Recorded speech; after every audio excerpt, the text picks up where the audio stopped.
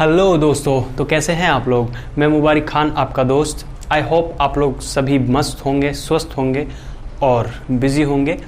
And तो guys आज हम पढ़ने वाले हैं रेट्रोपेरिटोनियल ऑर्गन के बारे में। रेट्रोपेरिटोनियल ऑर्गन मतलब पेरिटोनियम के पीछे वाले ऑर्गन। पेरिटोनियम के पीछे कौन कौन से ऑर्गन होते हैं उनके बारे में हम बेसिकली आज जानने वाले हैं। तो रेट्रोपेरिटोनियल ऑर्गन कौन कौन से होते हैं इसको जानने से पहले हमें ये जानना ज़रूरी है कि पेरिटोनियम क्या होता है। तो पेरिटोनियम सिंपली अपन को पता होना चाहिए कि पेरिटोनियम एक कवरिंग होती है हमारे एब्डोमिनल कैविटी के ऑर्गन की। जैसे कि कोई भी किसी भी चीज़ की एक कवरिंग होती है, उसी तरह से हमारे ऑर्गन जो एब्डोमिनल कैविटी में जितने भी ऑर्गन होते हैं उनको कवर करने के लिए एक सिंपल कवरिंग होती है, उसी को अपन बोलते हैं पेरिटोनियम। तो अब जानते हैं कि उसके पीछे पीछे कौन कौन से ऑर्गन पाए जाते हैं। तो इसके लिए मैं आपको एक सिंपल ट्रिक बता रहा हूँ, वो ट्रिक आपको याद रखनी है। उस एक सिंपल नाम है, उसको आपको याद रखना है, जिससे आपके सारे डाउट क्लियर हो जाएंगे और आप आसानी से उस सारे ऑर्गन्स के नाम को याद रख सकते हो कि कौन कौन से ऑर्गन इस कैविटी में आते हैं। तो सिंपल दो वर्ड याद रखने आपको, एक होता है सेड, एक होता है पुकर। ठीक है, तो मैं इनको वर्टिकल लिख रहा हूं, SAD, सेड हो गया। एंड इधर लिख रहा हूं मैं पुकर, PUCKER।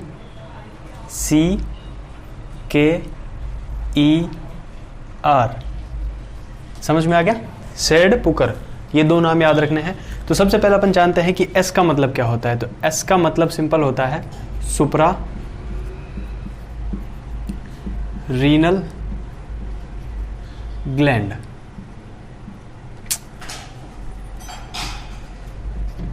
Suprarenal gland.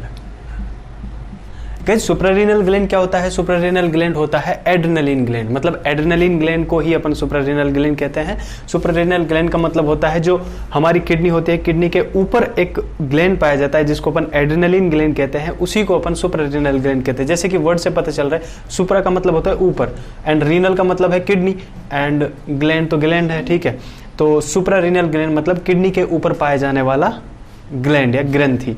तो इसको बोलते हैं अपन, ये भी कहाँ पे आता है, ये रेट्रोपेरिटोनियल होता है, पेरिटोनियम के पीछे पाया जाता है। ठीक है, उसके बाद में आता है ए का मतलब होता है abdominal aorta and inferior vena cava. Guys, जो एब्डोमिनल एओर्टा होता है, मतलब जो हमारी सबसे मेजर आर्टरी होती है कार्डियोवैस्कुलर सिस्टम की, तो वो कहाँ से जाती है? वो आर्कुएट आर्टरी के बाद में थोरेसिक आर्टरी होती है, थोरेसिक आर्टरी के बाद में ये थोरेसिक एओर्टा होता है, उसके बाद में ये एब्डोमिनल एओर्टा होता है। तो जो एब्डोमिनल एओर्टा होता है वो कहाँ पे होता है? वो रेट्रोपेरिटोनियल होता है। मतलब पेरिटोनियल कैविटी के अंदर से नहीं जाता है, वो पीछे से जाता है। ठीक है, एंड इन्फीरियर वेना केवा जो होती है वो हमारे बॉडी के जो डीऑक्सीजनेटेड ब्लड होता है उसको कैरी करके लेके आती है, तो वो भी पीछे से ही आती है। तो ये दोनों कहाँ पे होते हैं? रेट्रोपेरिटोनियल होते हैं। उसके बाद में आता है डी का मतलब होता है ड्यूडिनम। ड्यूडिनम गाइस, देखो ड्यूडिनम जो है इसके चार पार्ट होते हैं, D1, D2, D3 and D4। ठीक है, D1, D2, D3, D4 ये इस तरह से होता है, सी शेप की होती है ड्यूडिनम। ठीक है, तो इस तरह से कुछ इसका स्ट्रक्चर होता है। ये होता है D1, ये होता है D2, यहाँ पे होता है D3 एंड यहाँ पे होता है D4। तो गाइस, जो ये दो पार्ट है ना इसके, ये वाले D2 एंड D3, ये दोनों पार्ट कहाँ पे होता है? ये दो पार्ट होते हैं रेट्रोपेरिटोनियल में। मतलब जो एक है D1 है और D4 है, ये पेरिटोनियम के अंदर होते हैं, और D2 एंड D3 ये दोनों कहाँ पे होते हैं? रेट्रोपेरिटोनियल होते हैं, मतलब पेरिटोनियम के पीछे की साइड में होते हैं। अब बात करते हैं अपन पी की। पी का मतलब होता है पैंक्रियाज। वैसे तो पैंक्रियाज एक ग्लैंड होती है हमारे GIT की, ये भी रेट्रोपेरिटोनियल होती है, लेकिन इसमें एक वर्ड याद रखना है, एक्सेप्ट टेल। इसका मतलब है कि जो पैंक्रियाज है ये पूरी की पूरी कहाँ पे होती है, रेट्रोपेरिटोनियल, मतलब पेरिटोनियम के पीछे। लेकिन एक्सेप्ट टेल, टेल नहीं होती है इसकी पेरिटोनियम के पीछे, टेल इसकी पेरिटोनियम के अंदर होती है। मतलब पूरी की पूरी तो कहाँ पे है, रेट्रोपेरिटोनियल, लेकिन इसकी जो पूंछ होती है, जो इसकी टेल होती है, वो अंदर आ जाती है, ठीक है, पेरिटोनियम के अंदर। उसके बाद में आता है यू, यू का मतलब होता है यूरेटर्स। जो किडनी के यूरेटर्स होते हैं, किडनी से निकल कर जाने वाले पाइप जो यूरिनरी ब्लैडर में जाते हैं, वो जो यूरेटर होते हैं वो भी कहाँ पे होते हैं, रेट्रोपेरिटोनियल होते हैं, लेकिन अपर पार्ट होता है ओनली इनका। ये पूरे के पूरे नहीं होते हैं रेट्रोपेरिटोनियल, ओनली अपर पार्ट जो होता है वो रेट्रोपेरिटोनियल होता है, एंड जो नीचे वाला पार्ट होता है वो पेरिटोनियम के अंदर आ जाता है। उसके बाद में आता है सी, सी का मतलब होता है कोलोन। अब कोलोन भी 4 होते हैं, लेकिन इसमें कौन कौन से आते हैं, इसमें आते हैं ascending colon and descending colon,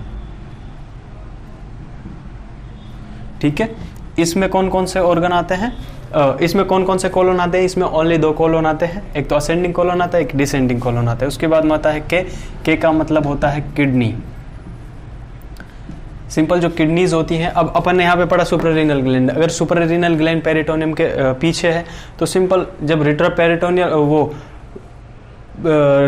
सुपररीनल gland he peritoneum के पीछे है तो किडनी भी कहाँ पे है, रेट्रोपेरिटोनियल ही है। वैसे भी अपन पढ़ चुके हैं ऑलरेडी, मैंने किडनी का जो इंट्रोडक्शन पढ़ाया हुआ है आपको, आप दूसरी वीडियो में भी जाके देख सकते हैं पूरी।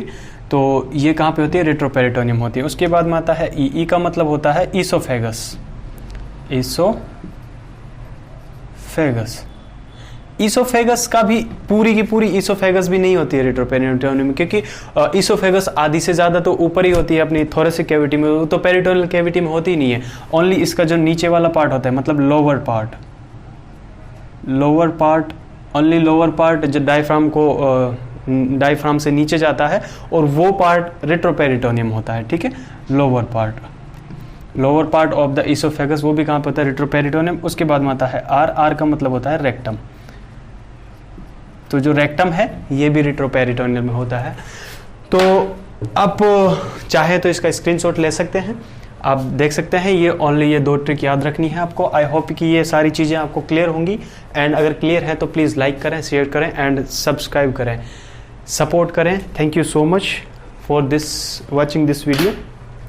Thank you, take care, bye.